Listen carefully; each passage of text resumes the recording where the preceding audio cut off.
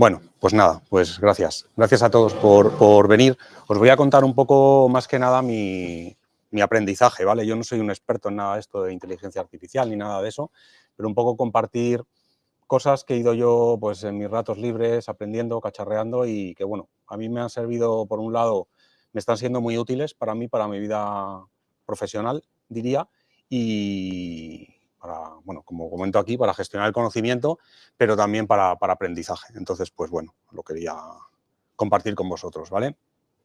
Este es un poco el problema que los ingleses dicen de drinking from the hose, ¿no? Que es imposible eh, procesar toda la cantidad de información que recibimos hoy en día. Hablas con una persona de un tema, inmediatamente pasas a hablar con otra.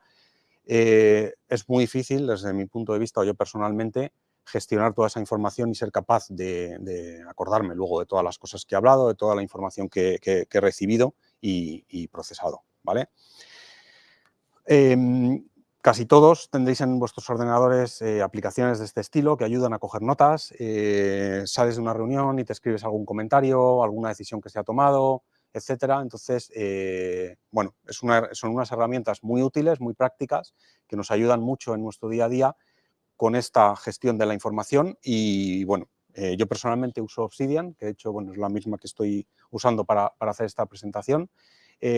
La uso porque es muy sencilla, está basada en Markdown, ficheros de texto plano, se integra muy fácil con Git, entonces, pues, bueno, básicamente tengo un espacio privado en mi ordenador que puedo sincronizar con un repositorio Git, también privado, y, bueno, voy ahí almacenando. Luego es una herramienta que me gusta mucho porque es muy extensible, tiene un montón de plugins y la puedes personalizar a tu gusto de un montón de maneras, ¿vale?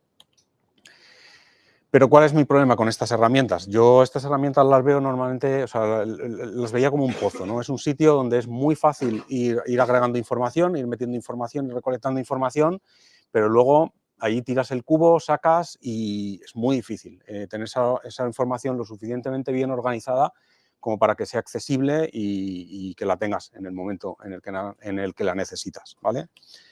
Entonces, bueno, pues la IA al rescate.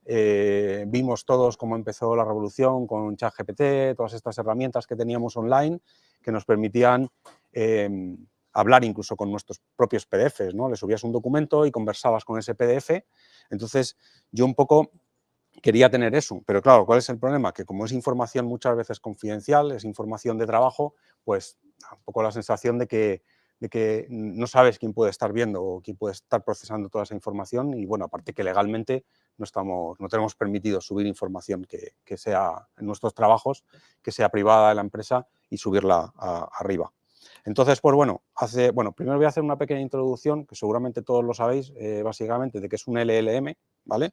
Que, bueno, es básicamente una función, ¿vale? Simplemente es un software muy complejo que recibe unos argumentos y que te devuelve un resultado, muy en resumen, ¿vale? Pero un LLM en concreto es una función, es un tipo de función muy específico que básicamente sobre un lenguaje te devuelve una distribución estadística de probabilidades. Y bueno, y esto se ve muy bien aquí en este ejemplo, ¿no? En el que pongo, tú le preguntas a una LLM durante el invierno me suelo sentir y él te devuelve pues con un 80% de probabilidades, la palabra que mejor encaja en esa frase que mejor continuaría esa frase sería helado, pero también podría ser triste, contento, etc. Entonces, esto es más o menos lo que viene a ser un LLM, ¿vale? Hace poco más de un año surgió Llama, que fue una revolución muy grande, ¿vale? Porque empezamos a tener accesibles modelos de lenguaje abiertos, que cualquiera podría bajarse de internet y ejecutarlo localmente, en un ordenador local, en una computadora local, y empezar a hacer experimentos locales. Entonces, lo bueno de esto es que se han creado modelos que son capaces incluso de correr en ordenadores personales, ¿vale? Incluso, o sea, se puede decir que son modelos muy potentes, ¿no? Como veis en esta listado, a lo mejor no se ve muy bien, básicamente hay una versión de Llama, que es esta 8B que salió ya hace algunos meses, que está por encima de ChatGPT que teníamos hace poquito tiempo. Entonces, como veis, es algo que está evolucionando muy deprisa y nos da muchísima potencia ejecutándose localmente, ¿vale? El siguiente concepto, que con esta imagen tan poco afortunada, quería también un poco introducir que es una, en inglés suena mejor, en español generación aumentada por recuperación, ¿vale? Que básicamente consiste en un sistema que tenemos entre nosotros y el LLM, ¿vale? Que cuando nosotros hacemos preguntas, en vez de ir directamente al LLM, como haríamos con ChatGPT o cualquier herramienta normal, tenemos un modelo intermedio, ¿vale? Que nosotros podemos alimentar con nuestros propios documentos, con nuestro propio contexto. Entonces, a partir de ahora, cada query pasa por el modelo de recuperación como proxy antes de hablar con el LLM. Entonces, esto nos da esta potencia que hemos visto en algunos, en ChatGPT o en, no recuerdo el nombre de la de Google ahora mismo, Gemini, donde tú le puedes subir un documento y puedes conversar con ese documento, ¿vale? Entonces, esto es lo que es un RAG, que es una generación aumentada por recuperación de documentos, ¿vale? Entonces, pues casos de uso, pues muy conocidos por nosotros, ya los hemos usado casi todos: resumir tus notas o tus artículos, buscar en ellos, ayudarte a organizarlos o responder a preguntas. ¿Cuál fue la última vez que me reuní con un cliente? ¿O cuál fue la decisión que tomamos en la reunión de la semana pasada? Puedes preguntar directamente este tipo de cosas, ¿vale?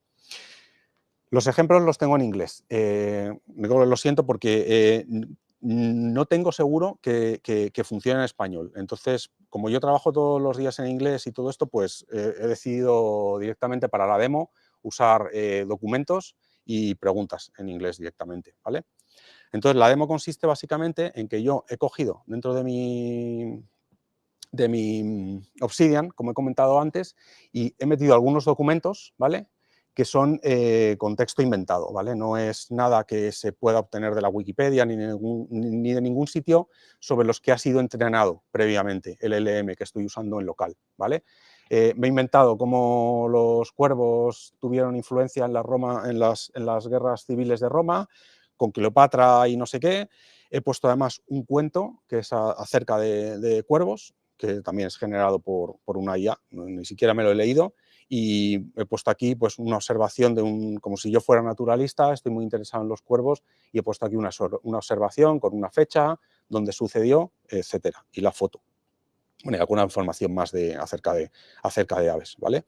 Entonces, lo que he hecho ha sido instalar un plugin en mi Obsidian que habla con este RAG que hemos comentado antes, que está entre mi Obsidian y el LLM, que están también ejecutándose en local en mi ordenador, y le podemos preguntar, pues, por ejemplo, esto, ¿no? Le decimos, ¿dónde nació Cleopatra? Tarda un poquito, no tiene un performance muy bueno.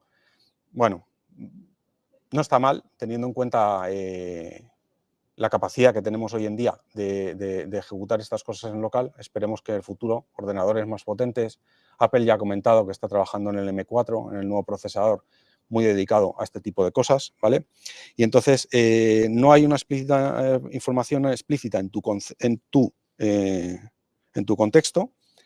No debería haberme dicho esto, pero bueno, esto es lo que tiene trabajar con LLMs, que de vez en cuando, seguro que si lo pregunto otra vez, el contexto, nada, pues vaya, el efecto demo me ha fallado, ¿vale? Ha funcionado las otras veces que le he preguntado, pero bueno, le puedo preguntar como parte de la influencia de los cuervos en las guerras civiles romanas, le podemos preguntar, a ver si quiere esta vez, por qué Corvus, que era el cuervo que tenía Cleopatra inventado en aquella época, la traicionó.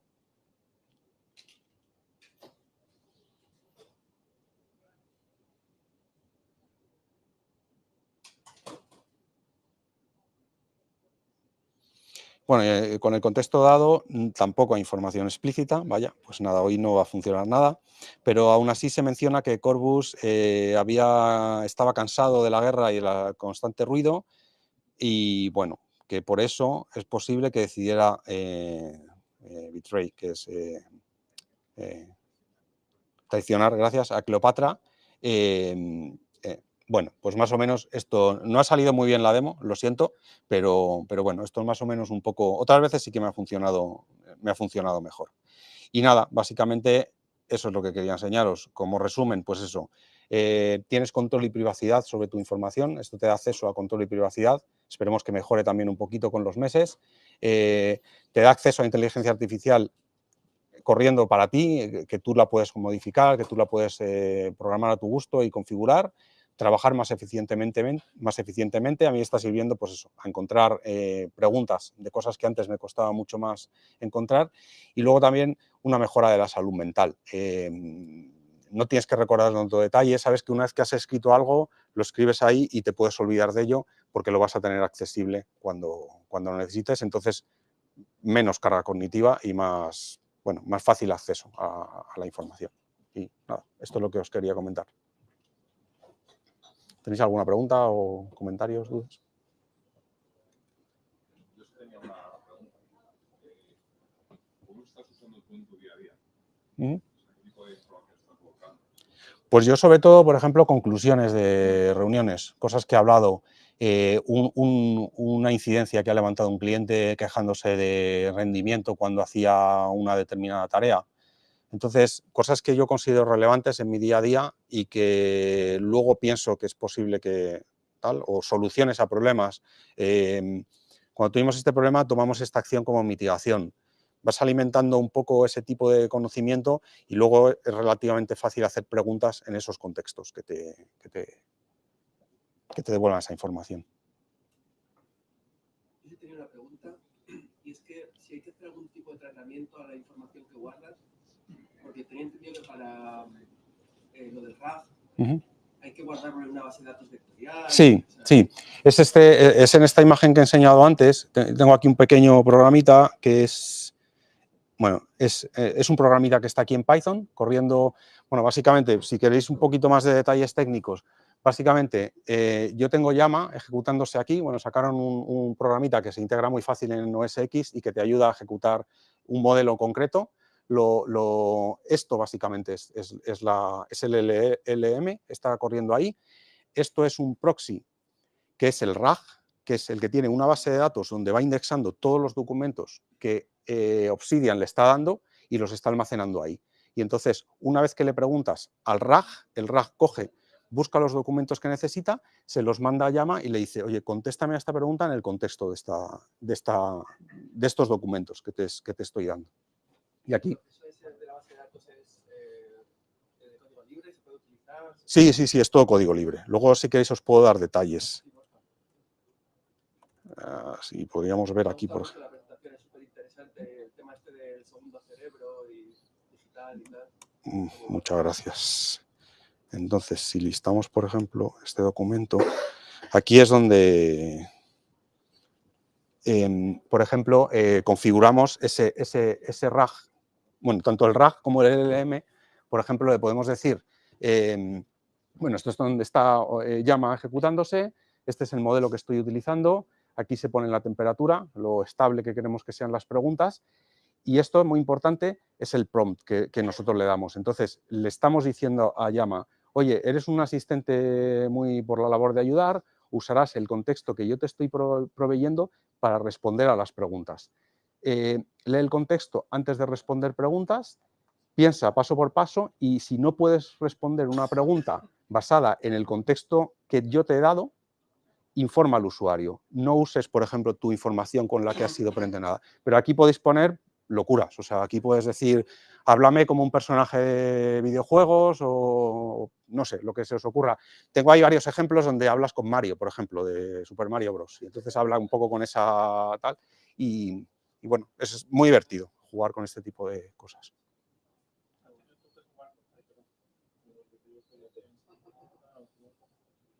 Solo preguntar, el plugin hace de puente entre el LLM que tienes corriendo en tu máquina y también está uniendo con la RAG.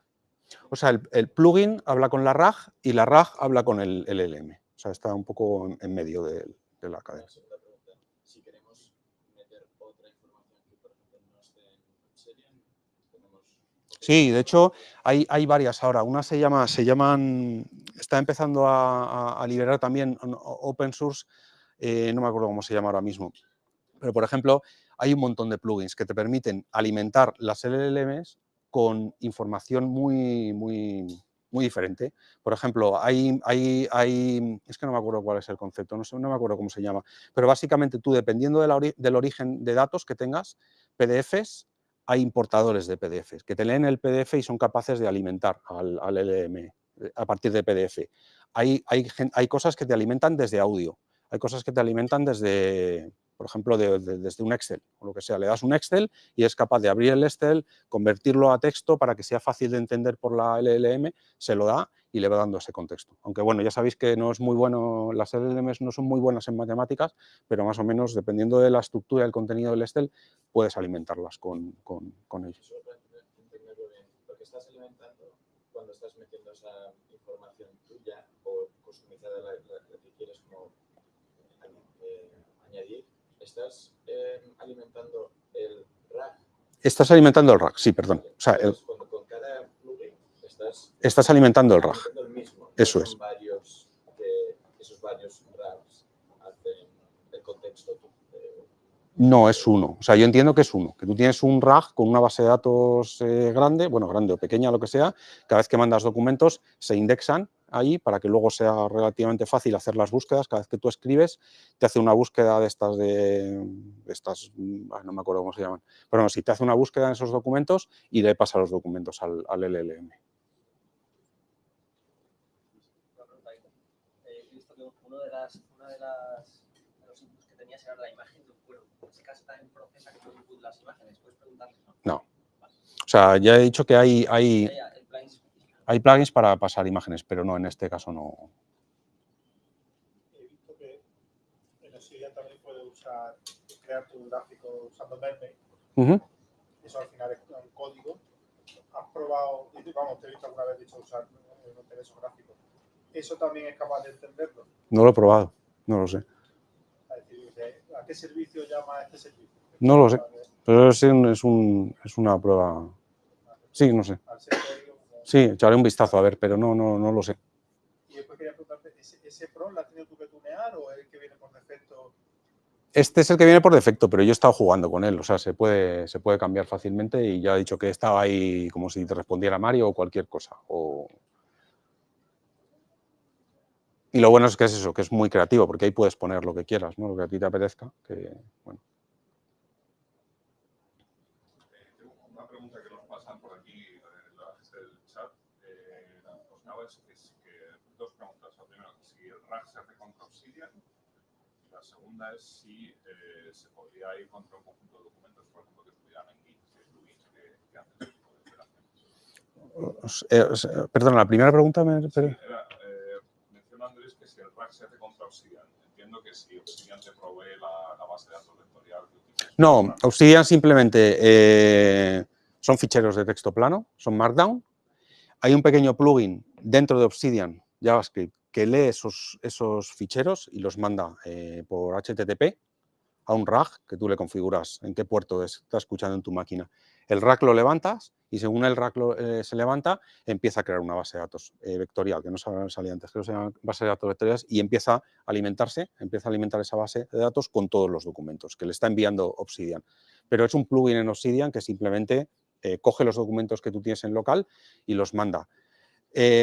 Con respecto a Git, igual que el plugin de Obsidian está cogiendo desde JavaScript, está leyendo mis ficheros locales y los está enviando por HTTP al RAG, se podría hacer cualquier plugin que se bajara de Git o de cualquier sitio, si es un repositorio abierto, se coja toda esa información y la empuje hacia el RAG.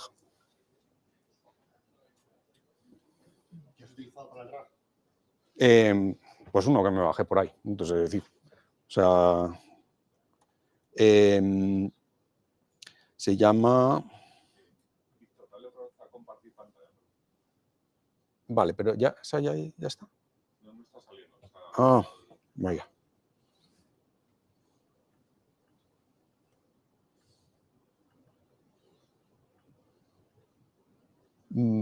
Sí, ahora sí, vale.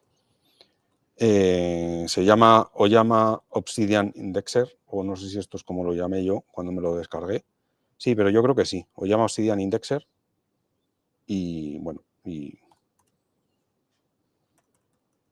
sí, vamos, esto es lo que estoy usando. Luego, si queréis, puedo pasar detalles un poco más, porque tampoco quería hacer la charla demasiado técnica para tener una audiencia un poco más, porque esto en principio yo creo que cualquiera podría más o menos aprovecharse, ¿no? sin necesidad de tener muchos conocimientos técnicos.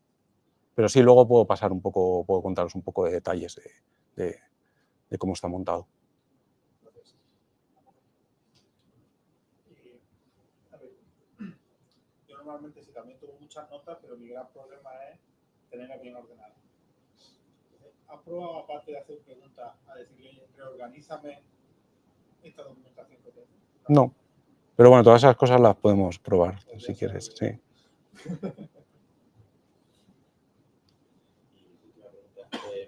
¿Lo estás rodando localmente en tu máquina? ¿En cuestión de procesamiento es pesado?